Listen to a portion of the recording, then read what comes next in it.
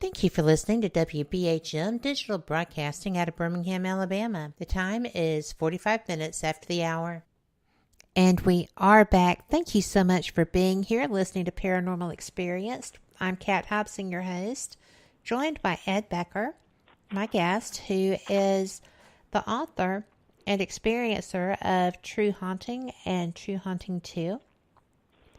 And we do actually have a couple of questions. Brenda in chat says, this may be off the cuff, but do you believe in parallel universes or dimensions?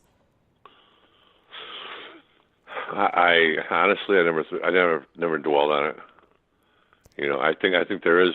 I don't know if they're parallel dimensions. I do believe that, the ghosts are in another dimension. Mm-hmm. And I'm not sure if they are or they're not. Okay, everybody can think about this. Okay. We're handicapped as human beings. We don't look at each other that way. We think, we can see, hear, and smell everything. No, we can't, okay? Our eyes are nowhere near that of an eagle. True. Our sense of smell is nowhere there, close to a bloodhound. And our hearing, forget about it. So these things really could be moving about. And we just can't see them. Maybe we see them under a different light or something like that. I'm not sure if they're in another dimension or not. Well, Denise wants to know is what type of haunting you experienced. Was yours residual or intelligent? Yours was it was demonic, definitely right? Intelligent. And demonic. It was definitely intelligent. Yeah, it was very, very negative. It was definitely intelligent. Because if you read my book, I was a non-believer, and totally. as a young man, I was very headstrong. And when I bought that property, I'd been the first person ever in my family to own a piece of property. So I was proud of it. It was mine. And when I did finally realize that I got a problem there, and I admitted to my wife, my attitude was for them to get the hell out. They didn't frighten me, they didn't scare me, and I started calling them names and doing things that incited them, and the exorcist and the psychic changed my whole behavior. They changed it to one of respect and one of prayer. Yes. Which probably calmed things down a little bit. Well, it would just about have had to, don't you think? Yeah. And Denise also wanted to know if any other television shows had contacted you. Yeah, I don't know the show names because it's usually their production company that calls me. Mm-hmm. So there have been two from New York that have contacted me. And, of course, with the movie coming out, I'm prohibited from doing anything. Right. So, but generally I don't like TV. I never saw the advantage of it. People told me, and Paranormal Witness said, well, okay, when, we're going to put pages linked to your page and all this good stuff, and you're going to sell a whole bunch of books. I didn't sell squat. I learned I learned a big lesson. The people who watch TV do not read. And, I would agree with that. Now and then I get somebody who would write me, and they had seen the Paranormal Witness episode first, and then they'd read my book second, and then they'd complain that my book doesn't match the Paranormal Witness. And that was one of my fears to begin with, was that if they misrepresented, I'd have to live with it. Yeah. So I was worried, number one, about our personal image, because, we're a young couple. They can do a lot with that if they want to get a higher rating. So I was worried about that. And then, I didn't want them adding things that, were far beyond the book. Well, and it's one.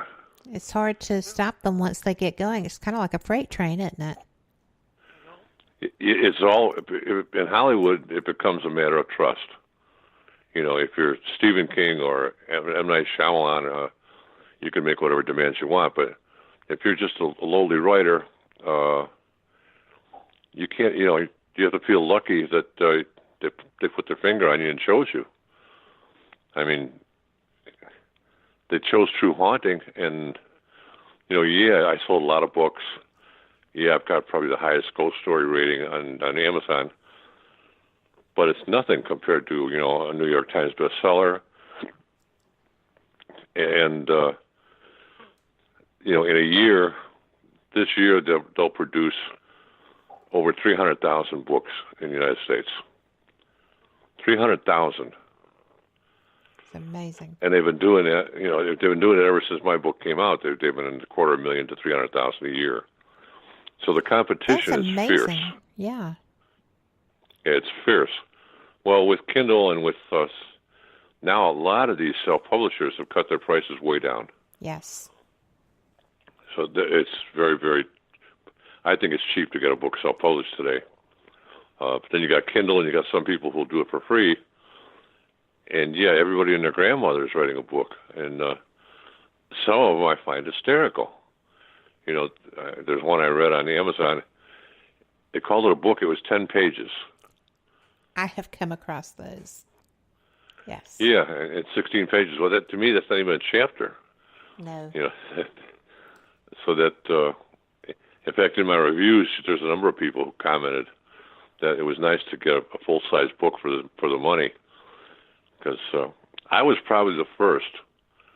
I don't want to take credit where it's not due, but when I produced my book and came out and they said, "Hey, what do you want to do for pricing?" I said $3.99 for my ebook, and my publisher said no. They go $9.99, $8.99. Well, the price by the publishers was fixed for the most part at $9.99, and I said I'm not going to stand for it. I said $3.99 or nothing, and so they put it at $3.99, and it took off. A lot of people could afford to buy it that wouldn't normally have spent $9. Take a chance and spend $9.99, and maybe the book stinks. Right. So it cost them a lot of money. But there were a lot of hurdles I jumped with that book, and it's a wonderful experience. The only thing I find negative is I'm not such a fan of the paranormal any longer. That's not a bad thing. No, unless, of course, you're one of my listeners, and then you never want to be losing interest in the paranormal. Let me phrase that there. But I mean, it really isn't a bad thing if you're moving on, as it were.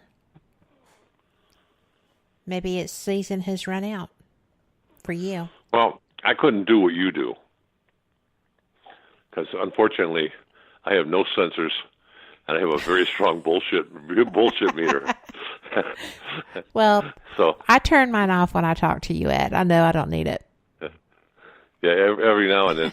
Years ago, when I was on a program and I ran up against people, it was like I could only take so much, and I would tell them, that's just BS. There was a woman, I can remember, she was an author, and she published a book that was, she said was true. And there was a woman that died in 1946. And in her book, she said they dug up her grave, and she died in, the spirit died in 18 something. They dug up the grave and they got DNA. I had to tell her, what the hell are you talking about? They didn't have DNA. And then she said they listened to the things on a tape recorder. And I said, 1946 didn't have any tape recorders. There's just certain things I can't get. I got my nephew in chat, Joe Becker. I was just going to say, because he's got a great question in there. Yeah, him and I... He asked about the piano? He did ask about the piano. He wants to know, wants you to tell us who owns it now. Who owns it? The piano that played itself. I have no idea. I don't know who owns it. It may have even been given away because my sister abandoned her family, and all I know is they moved out, so I don't think they took the piano with them. I don't know who took it. My nephew and I share a couple things that are common now. He's a world-class guitarist, and he writes scores for horror movies. Oh. So that he really does the strong, guitar work. eerie music. Yeah, he does all that, and he's got a whole catalog. And I'm a musician myself, so I appreciate the fact that try to write a number of songs that are totally different. He's got a catalog where they're all different, so he has to come up with these ideas, and then he has to play them and publish them. And the various movie companies that do these horror movies, they come to him and they go to his catalog, they pull it off, and I'm guessing that maybe if they wanted something changed or extended, he'd do that for them. But he's sort of in show business too. Well, that's kind of neat. I find it interesting that you're both musicians. Yeah, that is such a genetic thing sometimes. Yeah, and his dad is one too, and my brother's one too, and we all have music in our bones. Something I can't live without, so I have to have music. Well, I understand that. Either you love it or you don't, but I really think it soothes anyone. So I think that there's a reason that people are drawn to it, and that it's lasted for so long. Even the different types of styles. And I happen to like the drama of the horror scores. I don't watch horror movies, but I love the music from them because it's very I think that music can absolutely steer your emotions so strongly. Oh yeah, there's definitely it's an art to it. Yes. And if any music people out there have ever tried to write something original, and then not write just one, write 100, because that's what he's probably got in his catalog. It all takes original. A special person. Yeah, where do you get all those ideas from? So I appreciate his talent there. I have friends that would tell you that it's downloaded to you.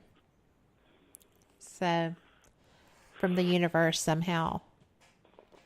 It could be because, I get my best music ideas when I wake up in the morning. Mm-hmm. So it's a tune I'm hearing in my head that, I've never heard before. It's like, what is this? And sometimes it's good and sometimes it's bad, but I pay attention to it. I think that's a wise thing to do because was it Mozart that used to say that they just come? He could sit down and in a day or two write a full opera, a full piece of classical. And that's so intricate. So, oh my goodness, we are coming up on our top of the hour break. Can you believe it's been an hour? No. But we are just flying through this. And I am so excited to get into the second hour. I know it's going to go this fast, though, so it'll feel like 10 minutes. But this is going to be a 5-minute break. Great time to fill your cup, stretch your legs, do a few cartwheels, as my friend Brian Parsons says, and we'll